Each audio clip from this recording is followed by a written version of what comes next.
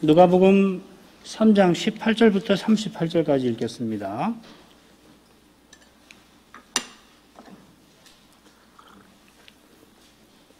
누가복음 3장 19절부터 읽겠습니다. 분봉왕 헤롯은 그 동성의 아내 헤로디아의 일과 또 그의 행한 모든 악한 일을 인하여 요한에게 책망을 받고 이 위에 한 가지 약을 더하여 요한을 옥에 가두니라. 백성이 다 세례를 받을새 예수도 세례를 받으시고 기도하실 때에 하늘이 열리며 성신이 형체로 비둘기같이 그의 위에 강림하시더니 하늘로서 소리가 나기를 너는 내 사랑하는 아들이라 내가 너를 기뻐하노라 하시니라. 예수께서 가르치심을 시작하실 때에 30세쯤 되시니라. 사람들이 아는 바로는 요셉의 아들이니 요셉의 이상은 헬리요, 그 이상은 마따시요, 그 이상은 레이요, 그 이상은 멜기요, 그 이상은 얀나요, 그 이상은 요셉이요, 그 이상은 마따디아요, 그 이상은 아모스요, 그 이상은 나훔이요, 그 이상은 에슬리요, 그 이상은 낫게요, 그 이상은 마시요, 그 이상은 마따디아요, 그 이상은 소메인이요, 그 이상은 요색이요, 그 이상은 요다요, 그 이상은 요하나니요, 그 이상은 레사요, 그 이상은 수르바벨이요, 그 이상은 스알리엘이요, 그 이상은 네리요, 그 이상은 멜기요, 그 이상은 마띠요, 그 이상은 고삼이요, 그 이상은 엘마담이요, 그 이상은 에리요, 그 이상은 예수요, 그 이상은 엘리에서요, 그 이상은 요림이요, 그 이상은 마따시요, 그 이상은 레이요, 그 이상은 시본이요, 그 이상은 유다요, 그 이상은 요셉이요, 그 이상은 요남이요, 그 이상은 엘리야김이요, 그 이상은 멜레아요, 그 이상은 맨나요, 그 이상은 마따다요, 그 이상은 나단이요, 그 이상은 다윗이요, 그 이상은 이세요, 그 이상은 오벳이요, 그 이상은 보아스요, 그 이상은 살몬이요, 그 이상은 나선이요, 그 이상은 아미나답이요, 그 이상은 아니요, 그 이상은 헤스론이요, 그 이상은 베레스요, 그 이상은 유다요, 그 이상은 야곱이요, 그 이상은 이삭이요, 그 이상은 아브라함이요, 그 이상은 데라요, 그 이상은 나홀이요, 그 이상은 수르기요, 그 이상은 루이요, 그 이상은 벨렉이요, 그 이상은 헤베요, 그 이상은 살라요, 그 이상은 가이난이요, 그 이상은 아박사시요, 그 이상은 셈이요, 그 이상은 노아요, 그 이상은 레멕이요, 그 이상은 무드셀라요, 그 이상은 에녹이요, 그 이상은 야렛이요, 그 이상은 마할랄렐이요, 그 이상은 가이난이요, 그 이상은 에노스요, 그 이상은 셋이요, 그 이상은 아담이요, 그 이상은 하나님이시니라. 요한이 빈들에서 지내던 어느 날 하나님의 말씀이 그에게 임하였습니다. 임한 그 말씀은 틀림없이 회개의 세례와 또한 메시아에 관한 것입니다. 요한복음에 이런 말씀이 나옵니다. 나를 보내어 물로 세례를 주라 하신 그이가 하나님이시죠. 나에게 말씀하시되 성신이 내려서 누구 위에든지 머무는 것을 보거든 그가 곧 성신으로 세례를 주는 이인 줄을 알라 하셨기에 이 선지자에게 임한 말씀이 당연히 오실 메시아에 관한 것입니다마는 요한은 독특하게도 물세례와 성신세례와 관련하여서 계시를 받았습니다. 메시아를 보내실 하나님께서 성신을 언약 백성에게 주실 것이다. 이런 일은 에스겔이나 요엘이 이미 예언하였고 또 성신께서 오실 메시아에게 임할 것이다 하는 예언도 이사야가 했습니다마는 메시아가 오실 때 성신으로 세례 베푸신다 하는 이 내용은 요한이 특별히 받은 말씀이라 할 겁니다. 이것은 물로 세례 베푸는 이 일이 요한이 특별히 받은 사명인 것과 아무도 이런 사명을 받은 사람이 없고 요한이 받은 것과 붙어 있습니다. 세례하는 이 물세례를 회개의 세례로서 전하며 백성들이 메시아를 맞이하도록 준비시켰습니다. 그처럼 요한은 하나님 나라가 곧 임할 줄로 알고 이미 도끼도 나무 뿌리에 놓였다 하나님의 심판을 경고합니다. 요한이 전한 말씀에 무리들과 세리와 군병들이 돌이켜 우리가 무엇을 하리까 회개하며 묻자 요한은 하나님 나라를 구하라 합니다. 그랬더니 모든 사람이 심지어 이 요한이 오실 그리스도가 아니신가 하며 그리스도를 바라며 기다립니다. 그리스도를 기다리는 그들에게 요한은 이 메시아가 그리스도가 어떤 분이고 얼마나 높으신지를 전합니다. 비록 성경에 다 기록되지는 않았지만은 요한은 기록된 것 외에도 메시아와 하나님 나라에 관하여 다른 많은 말씀을 베풀었습니다. 그가 곧 진노와 심판이 있을 거라고 경고하였지만은 좋은 소식을 전한 겁니다. 그리스도를 힘써서 전한 것이죠. 세례 요한이 백성에게 메시아를 전하고 메시아에게 세례를 베풀지요. 베푸시는 세례 분량이 21절, 22절에 나오는데 그 중간에 이 요한이 투옥된 이야기를 그 사이에 기록을 합니다. 오늘 거기부터 살피면 되죠. 분봉왕 헤롯은 그 동생의 아내 헤로디아의 일과 또 그의 행한 모든 악한 일을 인하여 요한에게 책망을 받고 그 이 위에 한 가지 악을 더하여 요한을 옥에 가두니라. 분봉왕 헤롯 3장 1절에 나왔죠. 갈릴리를 다스리는 안디바스입니다. 헤롯 안디바스입니다. 그가 온갖 악한 일로 인해서 요한에게 책망을 받고도 한 가지 악을 더했다 했는데 그건 요한을 옥에 가둔 일이라 하는 겁니다. 요한을 옥에 가둔 일은 그저 그가 행한 많은 악 중에 하나가 아니라고 사실은 누가는 쓰고 있어요. 조금 후에 설명하겠습니다. 더욱이 그 일은 하나님의 구원 역사에서 매우 중대한 사건과 관련이 되었습니다.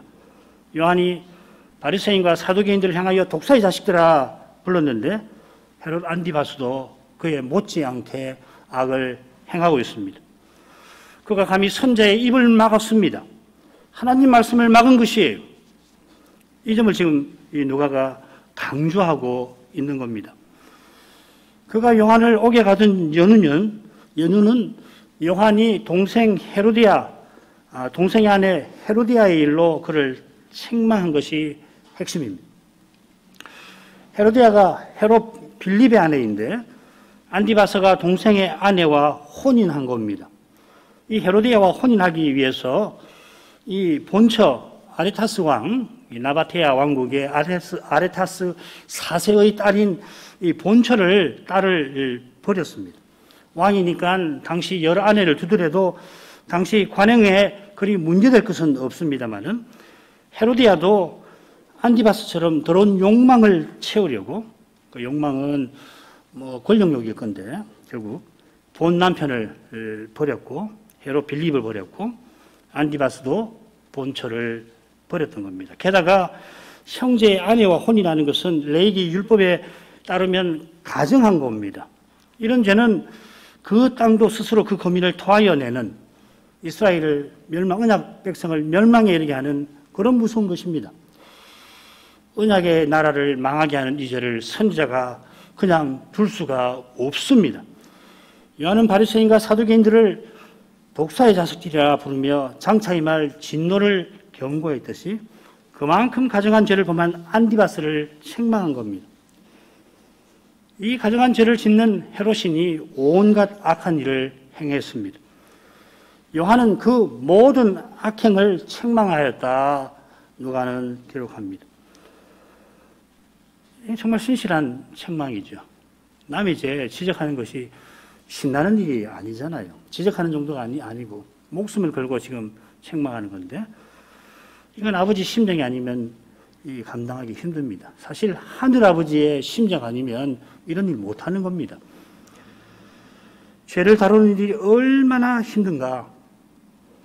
자기 죄를 회개하기를 원하지만은 되지 않아서 큰 고통을 맛본 사람은 잘 알 것입니다. 그런 사람이 온유하고 겸손한 태도로 남의 죄를 제대로 책망하고 대하고 책망할 일이 있으면 할 겁니다. 그처럼 요한이 헤롯의 모든 악행을 책망할 수 있었던 것은 길이 삼는 이 거룩한 사랑에 있습니다. 왜 이걸 말씀드리냐면은 세례 요한에 읽으면은 심판을 무섭게 책망한 선자로만 각인이 되어 있는데 심판을 그렇게 무섭게 선언하는 그 마음에는 거룩한 사랑이 흐르고 있다는 이 점을 꼭 기억하셔야 해요. 구약 선지자들도 마찬가지입니다. 그러니까 선지자 중에 핍박 안 받는 사람이 어디 있습니까? 무섭게 책망하는 선지자들이 백성을 핍박하던가요? 아니죠. 핍박받는다가 핍박을 당하는 거예요. 우리 인상, 우리가 선지자에 관해서 갖고 있는 인상을 교정할 필요가 있습니다. 왜 핍박당하느냐? 거룩한 사랑이 있어서 그런 거거든요. 그런 사랑으로 심판을 경고하는 것입니다. 죄를 다루는 것이에요. 누가는 헤롯이 이 위에 한 가지 약을 더했다. 그걸 강조를 하고 있습니다. 그 사실은 옥에 가둔 거죠. 책망하는 요한이 밉다고 옥에 가둔 겁니다. 그 원문을 살려 새기면 이렇게 됩니다. 그 모든 것 위에 또 이것을 더했습니다. 이렇게 되어 있습니다. 그러니까 요한을 옥에 가둔 것은 온갖 악행 중에 그저 하나가 아니라는 겁니다. 사실 그 모든 것 위에 둘만한 그런 것입니다. 헤롯이 책망하는 그 선지자를 미워 옥에 가두어서 하나님 말씀을 전하지 못하게 만든 것입니다. 그가 나중에 헤로디아의 꾀에 넘어가서 요한의 목을 베지 않아요. 헤로디아가 그의 목을 요구했다는 것은 말씀을 어떻게 대했다는 것을 생생하게 보여주는 겁니다. 선자를 그냥 죽이는 것으로 그 분노가 사라지지 않고 그의 목을 베야 그의 이 악한 마음이 어느 정도 충족이 되어서 그런 거겠죠. 그만큼 하나님과 말씀을 대적한 것입니다. 안디바스가 요한을 옥에 가둘 때에도 필시 헤로디아의 환심을 살해했던 겁니다. 여인의 그 허망한 사랑을 얻고자 하나님의 거룩한 사랑을 짓밟아 버린 겁니다. 세상의 쾌락과 영광에 취하여서 선자를 옥에 가두어서 하나님 나라의 심각한 장애를 놓았던 것입니다. 바리새인이 교인 하나를 얻어서 자기보다 배나 지옥 자식 되게 하고 사두개인이 성전을 도둑의 소굴로 만든 것처럼 그 나라의 왕직에 있는 이 헤롯이 선자를 감옥에 가둡니다. 그런데 하나님은 그 선지자, 모세가 예언했던 그 선지자를 그런 현실에서 백성 가운데 세우시는 것입니다. 마귀가 세상과 육신과 합세하여 하나님과 그 뜻을 가로막으려 합니다마는 하나님께서는 마귀의 자식들을 통하여서 그들의 악한 행위를 통하여서 언약을 이처럼 친히 이루어 가시는 것입니다. 요한이 옥에 갇힐 때 마귀가 얼마나 즐거워했겠습니까마는 그 악한 즐거움은 곧 메시아의 위대한 사역에 참지 못할 증오로 바뀌게 될 것입니다. 요한이 하나님의 뜻을 이루는 길에 고난을 겪습니다마는 그러나 그 고난이 결코 헛되지 않게 하십니다. 사실 요한은 옥에 갇히기 전에 제자들이 메시아보다 자기에게 큰 관심과 주목 보내는데 우려를 표명합니다. 요한복음 3장에 나오지요. 제가 읽겠습니다. 3장 24절부터 26절. 요한이 아직 옥에 갇히지 아니하였더라. 선생님이 증거하시던 자, 이 세례 요한의 제자들의 말입니다. 예수님이죠. 그가 세례를 주매 사람이 다 그에게 가더이다. 시기하는 제자들에게 요한은 그가 흥하여야 했고 그는 흥하여야 하겠고 나는 쇠하여야 하리라 하는데 하나님은 그의 투옥으로 그의 깊은 우려를 씻겨주셨습니다. 감옥살이 요한에게 쉽지 않았을 것입니다. 마케르스 감옥 거기 지내는 것이 실로 어려웠겠습니다마는 거기서 그는 하나님의 뜻이 신비하게 이루어져 가는 것을 보고 기뻐했을 겁니다. 세례 요한이 당장에는 옥에 갇히고 더욱이 얼마 후에는 목숨을 잃습니다마는 그의 고난은 메시아께서 가르침을 시작하시는 일에 쓰임을 받았습니다. 하나님께서 요한에게 주신 사명을 친히 이루어 주시는 것입니다. 요한이 물론 이런 결과를 내다보고 헤롯의 죄를 책망은 아니지요. 선자로서 맡은 소임을 신실하게 받들었을 뿐입니다. 말씀을 순수하게 전했을 뿐입니다. 그의 말씀이 땅에 떨어지지 아니한 증거가 바로 그의 고난에 있고 그의 고난을 통해서 메시아께서 백성 중에 나타내신 바로 거기에 있습니다. 예수님의 세례 받으시는 대목으로 가죠. 21절 22절 백성이 다 세례를 받을새 예수도 세례를 받으시고 기도하실 때에 하늘이 열리며 성신이 형체로 비둘기같이 그 위에 강림하시더니 하늘로서 소리가 나기를 너는 내 사랑하는 아들이 내가 너를 기뻐하노라 하시니라. 이어 예수님의 세례를 누가가 기록합니다. 마태나 누가와 달리 누가는 모든 백성이 세례받는 것하고 예수님이 세례받으시는 것을 바로 붙여서 설명을 합니다. 이렇게 되겠습니다. 모든 백성이 세례받을 때 예수도 세례받으셨다. 이렇게 되겠습니다. 예수님이 백성 중에 한 사람처럼 받으십니다마는 실은 모든 백성을 위하여 받으십니다. 마태복음에 보면은 예수님께서 세례받으러 나오실 때 요한이 말리며 내가 예수님께 세례받아야 합니다 하니까 그때 예수님께서 모든 의를 이루어야 할 것이다. 그래 네가 나에게 세례를 베풀어야 할 것이다 하셨습니다.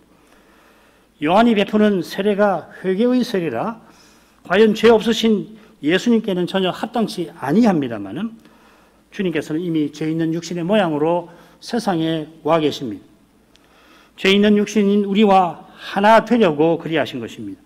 그처럼 우리를 죄에서 건지시려고 회개의 세례를 기꺼이 받으셨습니다. 우리를 죄에서 건지시는 이것이 모든 의를 이루는 바로 그것입니다. 우리가 파기한 언약을 아담 안에서 파기한 언약을 하나님께서 친히 이루신 것입니다. 이 점을 지금 누가는 사실은 족보에서 강조를 할 겁니다. 그처럼 주님께서 세례받으신 것은 우리와 하나 되신 메시아로서 죄인 건지실 뜻을 이제 적극 이루려 하신 것입니다. 요한의 세례가 구약 선지자 제사장을 세우는 일을 연상을 시키는데 주님이 영원한 대제사장으로서 이제 맡은 소임, 보내신 뜻을 이루려 하시는 겁니다. 물론 메시아는 제사장만 아니라 왕과 선자의 일도 이루십니다마는 우리도 주님처럼 하나님을 가까이 하게 하시려고 이처럼 낮게 되셨습니다. 예수님이 세례받으시는 장면은 마태나 마가와 크게 다르지 않을 겁니다. 한 가지 눈에 띄는 점은 기도하셨다 하는 사실일 겁니다. 예수께서 세례받으시고 기도하십니다. 이번 부활절에 누가복음 24장을 우리가 함께 공부하면서 이 누가복음의 주님의 기도가 10번 정도, 횟수는 11번이 될 수도 있고요. 10번 정도 언급됐다는 거 확인했죠. 이번이 첫 번째로 기록된 예수님의 기도, 예수님이 기도하셨다고 기록된 첫 번째 경우라 하는 겁니다. 주님께서 공생의 처음부터 마지막까지 줄곧 아버지께 기도하셨다는 걸 알 수 있습니다. 기도하신 것은 물론 아버지께서 보내신 사명을 이루어주십시오. 아버지께서 이루어주십시오. 구하신 것입니다마는 아울러서 아버지와 늘 거룩한 사귐에 계셨다는 겁니다. 그런 점에서 겟세마네에서 십자가를 앞두고 드리신 기도는 예수님이 얼마나 하나님과 우리를 사랑하신 것을 잘 드러냅니다. 예수님은 아버지께 버림받으시니까 가장 싫어하십니다마는 아버지의 뜻을 기꺼이 받으셨습니다. 역설이죠. 버림당하시지만은 그러나 아버지를 더 가까이 하셨습니다. 이 역설 말이에요. 우리가 이 역설을 맛보아야 하는 겁니다. 내 기도를 듣지 아니하시는 것 같고 나를 버리시는 것 같은데 실은 나를 하나님께로 가까이 이끄시는구나. 마침내는 깨닫게 되는 이 역설 말이에요. 믿음에는 이 역설로 가득한 겁니다. 물론 믿음은 매우 합리적인 면이 있어요. 알기 위해서 믿는다는 말이 있죠. 그러나 믿음 자체는 신비한 겁니다. 이성으로, 경험으로 설명 안 되는 요소가 있어요. 왜 그러냐면 우리가 믿는 하나님과 그리스도가 그런 분이시라 그런 겁니다. 이런 믿음의 신비가 있어야 해요.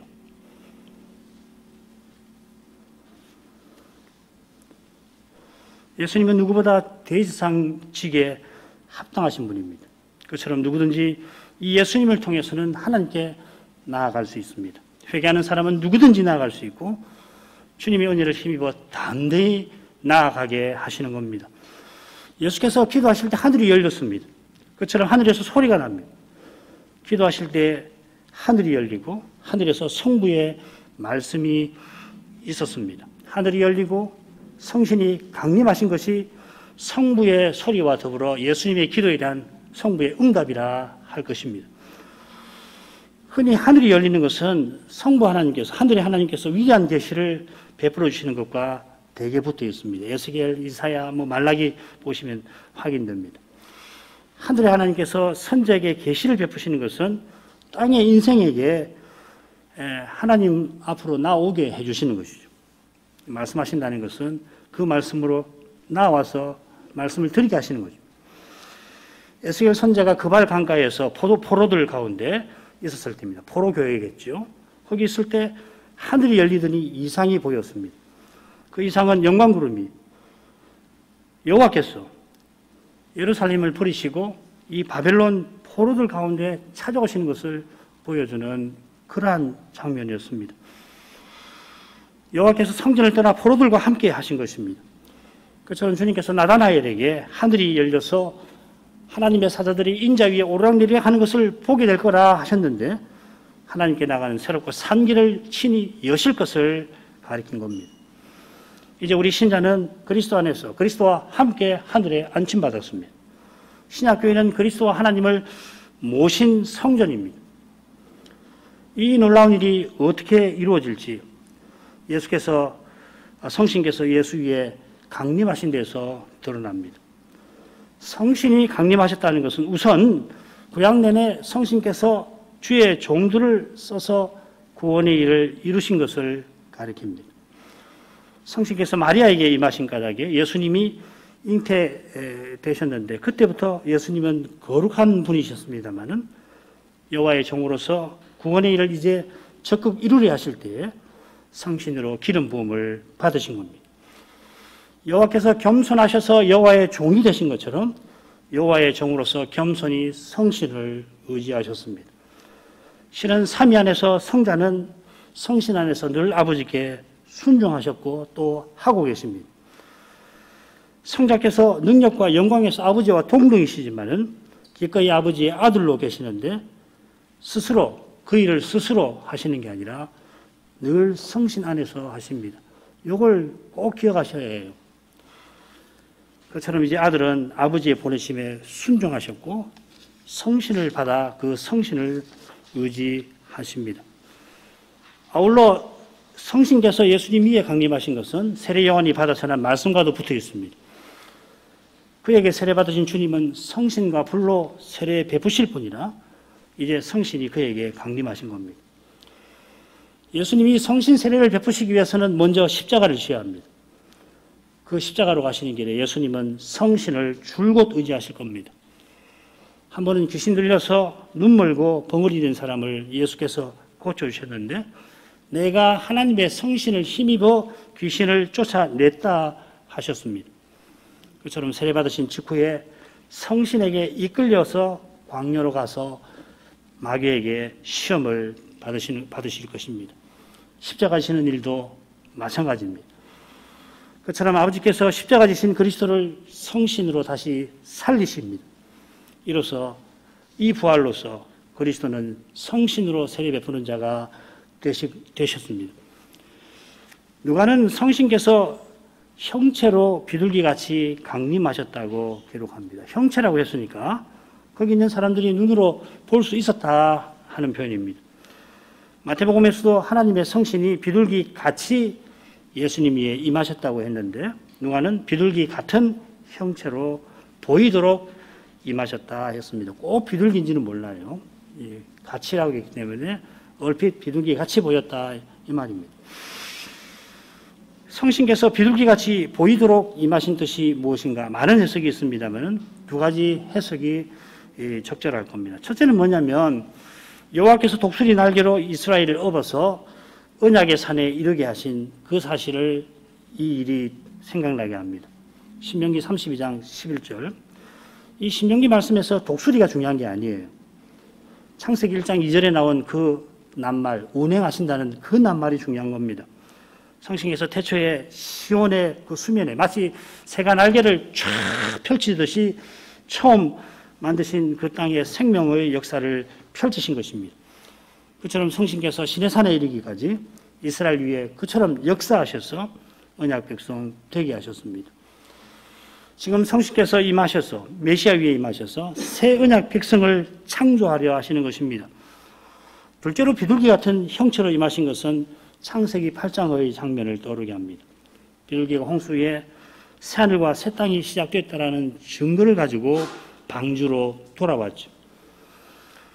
그처럼 성신께서 비둘기같이 예수님께 임하신 것도 이 예수께서 새로운 창조, 새로운 제국을 가져오실 분임을 보여줄 것입니다. 하늘이 열려서 성신이 임하신 것도 예수님의 기도에 대한 성부의 응답입니다마는 성부께서 성자의 친히 말씀해 주십니다. 대답해 주십니다. 너는 내 사랑하는 아들이라 내가 너를 기뻐하노라. 변화산에서 영광구름 속에서 성부께서 비슷하게 말씀하셨죠. 이는 나의 아들 곧 택함받은 자라 너희는 그의 말을 들으라 세제자에게 말씀하셨습니다. 우선 이 말씀은 이사야 42장 1절을 떠오르게 합니다. 내가 붙드는 나의 종 내 마음에 기뻐하는 나의 택한 사람을 보라. 이 말씀은 예수님이 여호와의 종이심을 가리킵니다. 여호와께서 장차 자기 종을 보내어 언약을 친히 이룰 것이라 하셨는데 그 종이 바로 예수님이십니다. 예수님은 그래서 오실 그분이십니다. 그처럼 예수님은 시편 7절에 여호와께서 너는 내 아들이라 부르신 다윗의 후손이십니다. 예수님은 메시아로서 아들이실 뿐만 아니라 실은 성부의 독생자이십니다. 성부께서 너를 기뻐하노라 하신 대로 성자에게 아버지의 전부를 주십니다. 이 요한복음의 주제가 이것이죠. 얼마나 기뻐하시는가 하면은 아들의 아버지로만 계실 만큼 그렇게 기뻐하시는 겁니다. 아들도 아버지의 아들로만 계실 만큼 아버지의 뜻을 기뻐하십니다. 이런 거룩한 사랑이 예수님이 세례받으시는 데 드러나고 있습니다. 그 거룩한 사랑이 있어 아버지가 아들을 아끼지 않고 십자가에 내어주셨고 아들도 자기 목숨을 십자가에서 버리셨습니다. 거기에 우리의 영원한 기쁨이 있습니다. 하나님의 이 거룩한 사랑을 맛보는데 참된 기쁨이 있습니다. 그 사랑을 본받아 드러내는 데 참된 기쁨이 있습니다. 그 사랑을 본받는 교회와 신자가 자기 십자가를 지는 거기에 영원한 기쁨이 임합니다. 기독교는 바로 이 순수한 기쁨의 종교입니다. 우울한 종교 아닙니다. 그 다음 부분으로 가지요. 예수께서 세례받고 가르치심을 시작했다 하셨다 누가가 이어가는데 그런 다음에 하나님의 아들로서 예수님의 족보를 길게 덧붙입니다. 먼저 23절을 읽겠습니다. 예수께서 가르치심을 시작하실 때에 30세쯤 되시니라. 사람들의 아는 바로는 요셉의 아들이니 요셉의 이상은 헬리요. 23절은 이렇게 됩니다. 그리고 그가 곧 예수시라 이렇게 되었습니다. 이 번역이 참 좋을 것 같아요. 그가 곧 예수시라 30세쯤 가르치심을 시작하셨더라. 이렇게 번역하는 건 좋습니다. 성부께서 말씀하시는 바로 그분이 성신께서 강림하신 그분이고 요한에게 세례받으신 그분인데 바로 그분이 예수라 하는 겁니다. 누가복음 3장에서 이 23절에 비로소 예수라고 하는 이름이 등장합니다. 물론 요한이 성신으로 세례해 주실 분이라고 소개했고 이사야가 예언한 대로 요한이 앞서 그 길을 예비한 주님이라고도 알렸습니다마는 이제야 그분이 예수라 하는 것을 누가가 밝히는 겁니다. 1, 2절에 그 이름이 나옵니다마는 이 예수는 마리아에게 잉태되신 분이고 나사렛에서 갈릴리 나사렛에서 자라나신 한 인물, 한 사람입니다. 이 사람이 여호와의 종이시고 그리고 영원하신 아들이십니다. 그리고 그가 곧 예수시니 30세쯤 시작하시니라 누가는 이어갑니다. 번역하신 분들이 우리말 번역하시는 분들이 가르치심을 시작하셨다. 그 가르치심을 하고 덧붙여 넣었습니다. 이 번역이 나쁘지 않습니다. 왜냐하면 사도행전 1장 1절을 보면은 예수께서 행하시며 가르치시기를 시작하셨다 기록을 했기 때문에 그렇습니다. 이 시작했단 말이 같은 말이거든요. 누가가 여기 언급하지 않았지만은 예수님이 행하시며 가르치심을 시작하셨다 한 겁니다. 그러니까 시험 받으시는 것도 이 행하심과 가르치심을 시작하신 거라고 보는 거죠. 그래서 여러 영역분, 여러분 갖고 계신 영어 영역분 보면은 사역을 시작하셨다 이렇게 되어 있을 겁니다. 예수님의 사역을 행하심과 가르치심으로 나눌 수가 있습니다. 예수님이 하나님 나라의 표적을 행하시고 그 나라의 교훈을 베푸실 겁니다.